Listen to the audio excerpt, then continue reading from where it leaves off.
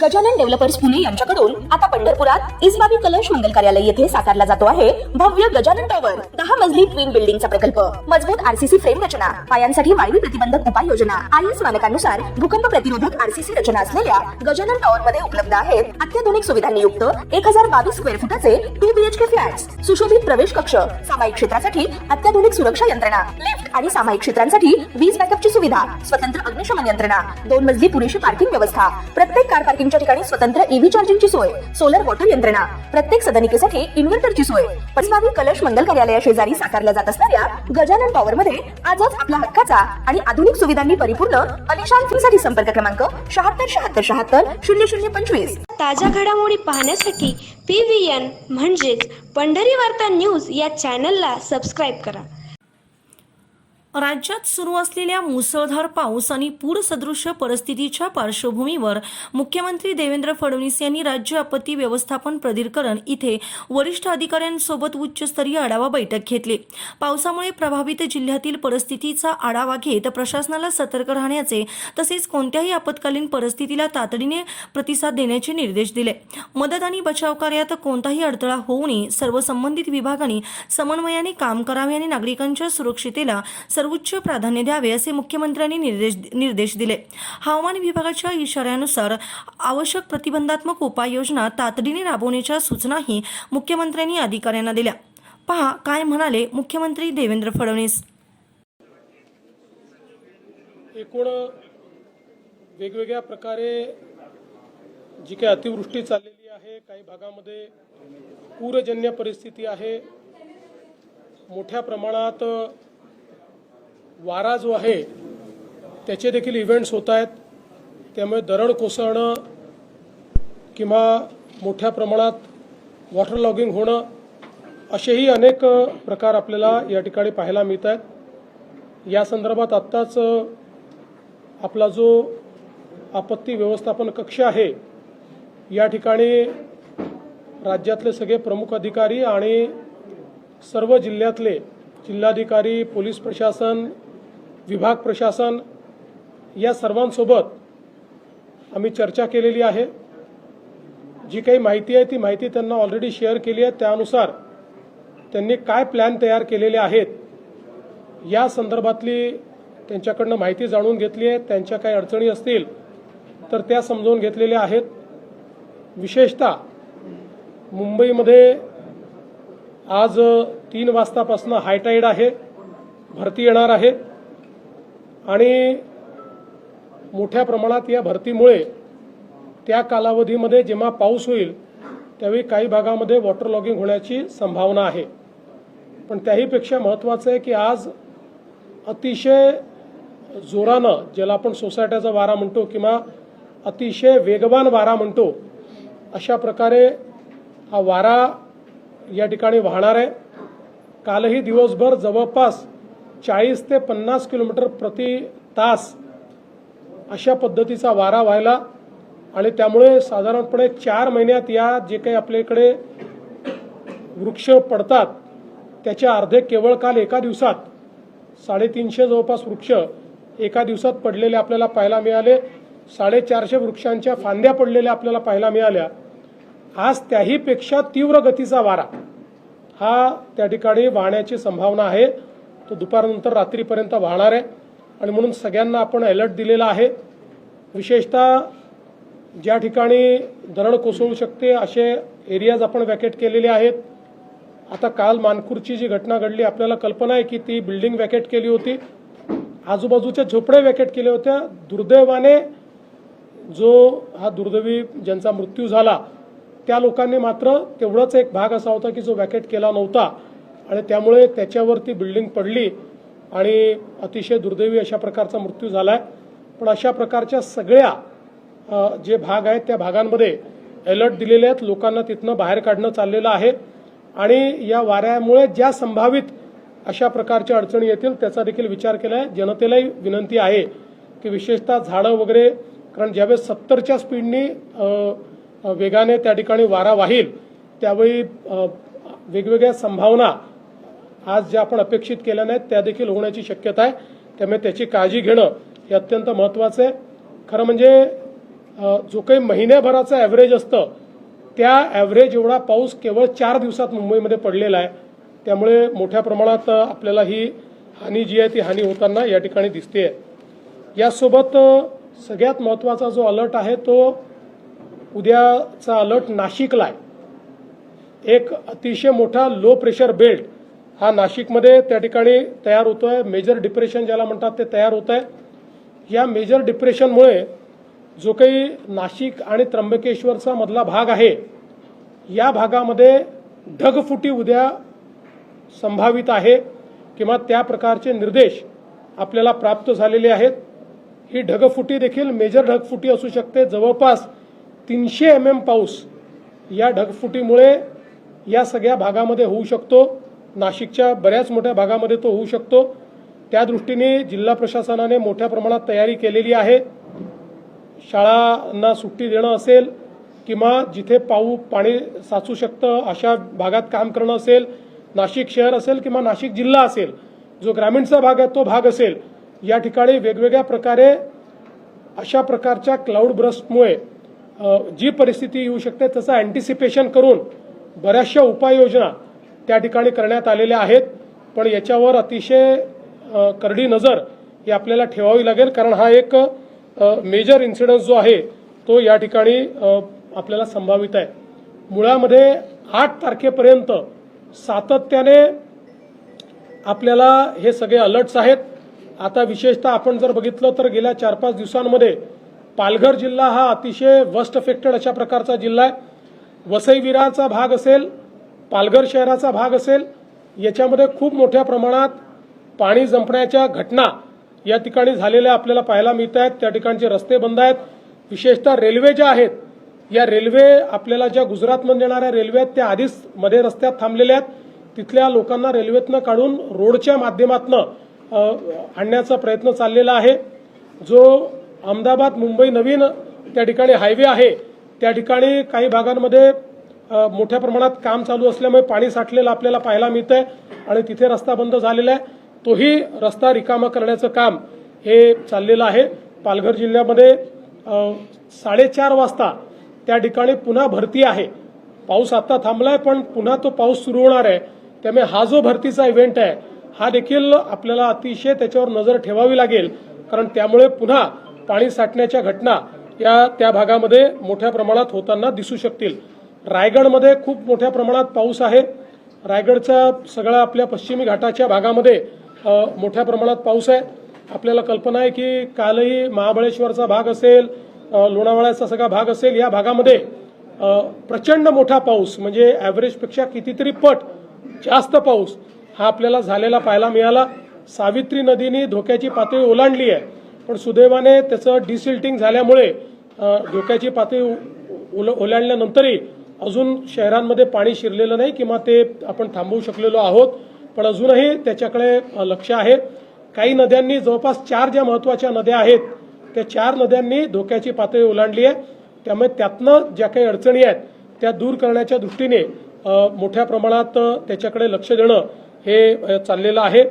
आपल्याला कल्पना आहे की मुंबई गोवा हायवे जो आहे याच्यावर कशेडीला एक फार मोठा लँडस्लाईड त्या ठिकाणी काल रात्री झाला.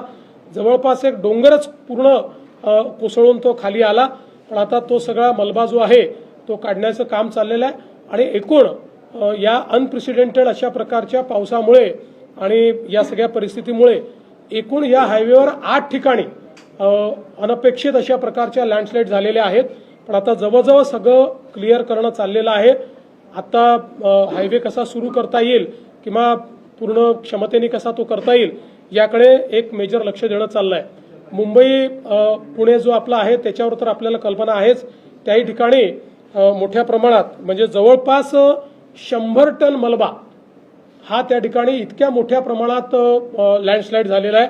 आणि अशा भागात झाला आहे की ज्या ठिकाणी साधारणपणे यापूर्वी कधी होत नाही अशा भागामध्ये हा लँडस्लाईड झालेला आपल्याला पाहायला मिळतोय. त्याच्यातलं जवळपास 70 टन मलबा हा काढून टाकण्यात आलेला आहे. आता पुण्याकडे जायचा जो मार्ग आहे त्याच्यावर 3 लेन सुरू आहेत, पण मुंबईकडे यायच्या मार्गावर एकच लेन चाललेली आहे. पण पुढच्या 1.5 तासामध्ये यातला बराचसा पार्ट रिस्टोर करायचा अशा पद्धतीनं काम चाललेलं आहे. शिवेंद्रराजे आपले जे मिनिस्टर आहेत ते देखील त्या ठिकाणी गेलेले आहेत आणि सगळ्या टीम्स ज्या आहेत त्या अत्यंत वेगानं त्या ठिकाणी काम करतायत. साताऱ्याचा जर आपण विचार केला तर साताऱ्यामध्ये घाटाच्या भागामध्ये आणि विशेषतः जो काही पश्चिमी घाट आहे त्या भागामध्ये मोठ्या प्रमाणात अतिवृष्टी झालेली आहे. तिथेही जे काही त्या ठिकाणी काळजी घ्यायची ती घेतली गेली आहे. कोल्हापूरमध्येही आता हळूहळू धोक्याच्या पातळीकडे त्या ठिकाणी पाण्याची वाटचाल चाललेली आहे. अजूनही लो लाईंग एरियाजमध्ये मोठ्या प्रमाणात पाणी शिरलेलं नाही, तिथे आपण लक्ष ठेवून आहोत आणि तिथे पुराचा धोका जो आहे तो होऊ नये अशा पद्धतीनं तिथला देखील प्रयत्न जो आहे तो चाललेला आहे. पालघर जिल्ह्यामध्ये एक छोटं धरण आहे, त्याच्यामध्ये काही भागामधनं त्या ठिकाणी त्याचं पिचिंग निघून गेलेलं आहे, त्यामुळे त्या धरणाला कदाचित धोका निर्माण होऊ शकतो. म्हणून तिथले जे खालची गावं आहेत तिथल्या काही लोकांना इव्हॅक्युएट करण्याचं काम चाललं आणि पॅरलली तिथे धोका निर्माण होऊ नये या दृष्टीनं जे काही इमर्जन्सी उपाय करता येतात ते उपाय दुरुस्तीचे ते करणं देखील मला असं वाटतं चाललेलं आहे. एकूणच 8 तारखेपर्यंत ही सगळी परिस्थिती जी आहे ही आपल्याला अत्यंत लक्ष देण्यासारखी आहे. वारी सुरू होते, वारीच्या निमित्तानेही खूप मोठ्या प्रमाणात अतिवृष्टीमुळे इंद्रायणीवरचे 4ही पूल जे आहेत हे पाण्याखाली चाललेले आहेत. त्यामुळे वारकऱ्यांना ही विनंती आहे, आता वारी 10 तारखेला पुण्यात पोहोचते आळंदी आणि देहूवरनं, तर ती वारी तर आपण तिथे आणू, पण वारकऱ्यांनी आता तिथे न जाता पुण्यामध्येच आलं पाहिजे, कारण तिथे जाणं हे धोक्याचं आहे. त्यामुळे सगळ्या वारकऱ्यांना ही विनंती आहे की मोठ्या प्रमाणात देहू आणि आळंदीला जमा न होता त्यांनी जर पुण्यामध्ये ते आले तर अधिक सोयीचं होईल किंवा त्यातनं कुठलंही डिझास्टर होणार नाही. बाकी वारी करता ज्या काही व्यवस्था करायच्या आहेत त्या मोठ्या प्रमाणात केल्या आहेत. आता पावसाची परिस्थिती पाहून जास्तीत जास्त जर्मन हँगर्सच्या माध्यमातून वारकऱ्यांची व्यवस्था झाली पाहिजे आणि कुठेही त्रास होऊ नये या दृष्टीनं देखील जी काही व्यवस्था करायची ती राज्य शासनाने केलेली आहे.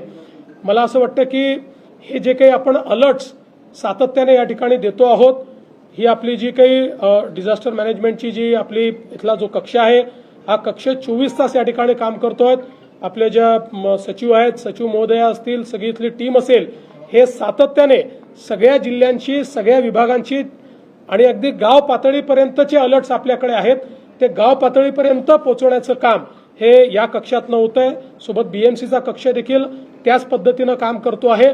माझी सगळ्या नागरिकांना विनंती आहे की अनावश्यक प्रवास टाळावा. जो कालावधी सातत्याने आम्ही सांगतोय अति पावसाचा आहे किंवा जो कालावधी अधिक वेगानं धावणाऱ्या वाऱ्याचा आहे त्या कालावधीत रस्त्यावर येणं टाळावं. अत्यावश्यक असल्याशिवाय लोकांनी त्या ठिकाणी अशा पद्धतीनं कम्युटेशन करू नये अशा प्रकारची सर्वांना विनंती आहे.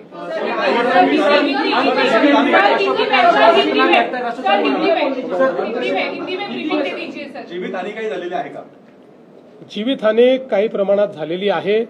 त्या संदर्भातली माहिती आपल्याला यापूर्वी आम्ही दिलेली आहे, ती माहिती पण आम्ही देऊ. अनप्रेसिडेंटेड असं घडणार तुम्ही असं म्हणालात, अनेक घटनांचा तुम्ही उल्लेख केला.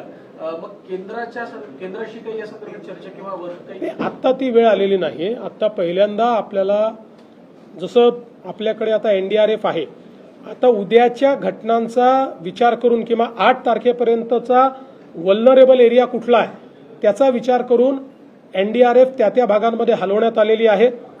आणि मग जिथे एनडीआरएफ जिथनं हलवली आहे, जिथे आता कदाचित थोडा त्याच्यापेक्षा कमी धोका वाटतोय, तिथेही धोका निर्माण होऊ नये म्हणून तिथे एसडीआरएफ आपण नेमलेली आहे. त्यामुळे तशा पद्धतीचं डिप्लॉयमेंट, जे काही अलर्ट आहे त्या अलर्टवर बेस्ड अशा प्रकारचं डिप्लॉयमेंट आपल्या डिझास्टर मॅनेजमेंट कक्षाने केलेलं आहे. आत्ता तरी अतिरिक्त बोलवण्याची आवश्यकता नाही आहे. जी पथकं आहे त्याचीच रिडिप्लॉयमेंट आपण करतो आहोत. आत्ता जो काही वेदर डेटा आहे आणि जे काही अलर्ट्स आहेत त्याच्या आधारावर पुरेसं डिप्लॉयमेंट केलं आहे. आज शाळा महाविद्यालयांना सुट्टी देण्यात आलेली आहे. उद्याच्या संदर्भामध्ये आज काही अलर्ट उद्याच्या संदर्भात आज संध्याकाळपर्यंत आपण त्याचा निर्णय घेतो. आपल्याकडे संध्याकाळपर्यंत नीट डेटा येतो. आता आपल्याकडे लॉंग टर्म फोरकास्टचा डेटा आहेच, पण तो संध्याकाळपर्यंत आपण कोलेक्ट करतो आणि त्याच्या आधारावर तो निर्णय करतो. त्यामुळे तसा निर्णय हा संध्याकाळपर्यंत केला. प्रायव्हेट ऑफिसेसमध्ये वर्क फ्रॉम होम साठी आपण प्राधान्य द्यावं असं सरकारने जी आर काढलाय, पण अनेक प्रायव्हेट ऑफिसेस जे आहेत याला प्राधान्य देताना दिसत नाहीत आणि बरेच मला असं वाटतं की आपले जे काही कर्मचारी आहेत त्यांची जबाबदारी ही खाजगी कार्यालयांनी स्वीकारली पाहिजे. आपल्या कर्मचाऱ्यांच्या जीविताची, त्यांच्या एकूण सगळ्या गोष्टींची जबाबदारी ही सगळ्या आस्थापनांची आहे आणि हा मानवतेचा धर्म आहे. याच्यामध्ये कायदा, याच्यामध्ये कुठलं तरी बळगा, याच्यामध्ये काही कोणाचा GR याहीपेक्षा मानवतेच्या दृष्टिकोनातून ज्यावेळी अशा प्रकारचे आपण अलर्ट देतो त्यावेळी ही अपेक्षा आहे की त्यांनी देखील त्याला रिस्पॉन्ड केलं पाहिजे. त्यामुळे आम्ही हा प्रयत्न करू की सगळे त्याला रिस्पॉन्ड करतील. सर, पुणे आणि मुंबई एक्सप्रेस हायवेवर यावेळेस पहिल्यांदा पाणी साचलं. नेमकं काय कारण झालं त्याच्यामुळे? आणि दुसरं सर, एक तास कनेक्टिंग की काही ठिकाणी आपण आदेश दिले प्रशासनाने संदर्भात आलं, पण अनेक ठिकाणी कार्यालयामध्ये कर्मचाऱ्यांना बोलवणं हा भाग करत आहे. तिथे काय सुविधा आहे? पहिलं तर हे जे मुंबई पुणे हायवेवर झालंय, मी जसं सांगितलं की हा अप्रत्याशित किंवा विचार न केलेला इव्हेंट ज्याला म्हणतो, अनप्रेसिडेंटेड अशा प्रकारचा इव्हेंट आहे. जवळपास त्या भागामध्ये जिथे हे लँडस्लाईड झाले त्या भागामध्ये ॲव्हरेजच्या 3 पट जास्त आणि अतिशय हाय इंटेन्सिटीने हा पाऊस झाला. त्याच्यामुळे साधारणपणे तिथे अशा दरडी कोसळण्याचे प्रकार कधी घडले नाहीत आणि विशेषतः मलबा येतोय. तो मलबा येत असल्यामुळे ही जी 4 व्हीलर छोटी वाहनं आहेत ही वाहनं त्याच्यात फसून राहिलेली आहेत.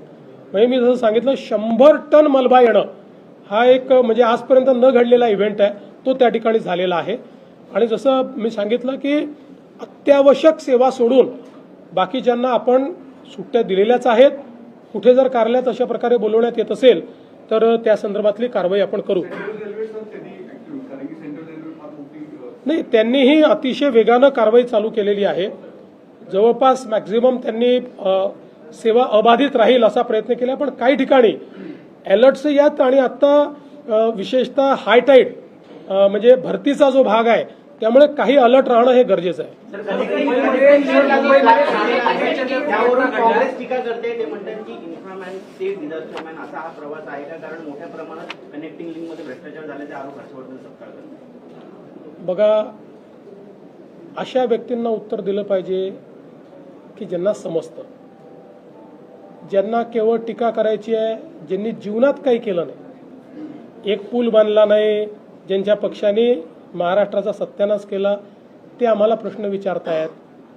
मी एवढंच सांगतो, आजही आपण जाऊन बघा, इंजिनिअरिंग मार्वल असलेल्या या कनेक्टिंग लिंकमध्ये बोगदा असेल, वायाडक्ट असेल, इतक्या प्रचंड परिस्थितीमध्येही त्या ठिकाणी कुठलंही डिझास्टर झालेलं नाही आहे. जे झालेलं आहे ते समोरच्या भागात दरड कोसळल्यामुळे त्या ठिकाणी झालेलं आहे. ज्यांना भ्रष्टाचार करण्याची सवय होती त्यांना मनातनं त्या ठिकाणी असं वाटतंय की यांच्या काळात का होत नाही आणि म्हणून ते बेछूट अशा प्रकारचे आरोप करतात. अशा आरोपांना मला असं वाटतं की त्या ठिकाणी दुर्लक्षित केलं पाहिजे. हां, हे निश्चित आहे की जर काही एखादी चूक झाली असेल तर ती ठीक केली पाहिजे, पण मला खरं म्हणजे या ठिकाणी वाटतं की ज्या इंजिनियर्सनी, म्हणजे मला पुन्हा सांगायचं आहे, हर्षवर्धन सपकाळांच्या पक्षाने 2013 साली 13 कारणं लिहून कनेक्टिंग लिंक होऊ शकत नाही असं 13 कारणं लिहून त्यांच्या मुख्यमंत्र्यांनी फाईल बंद केली होती. पण महायुतीच्या सरकारने ती हिंमत दाखवली आणि ती कनेक्टिंग लिंक तयार केली आहे.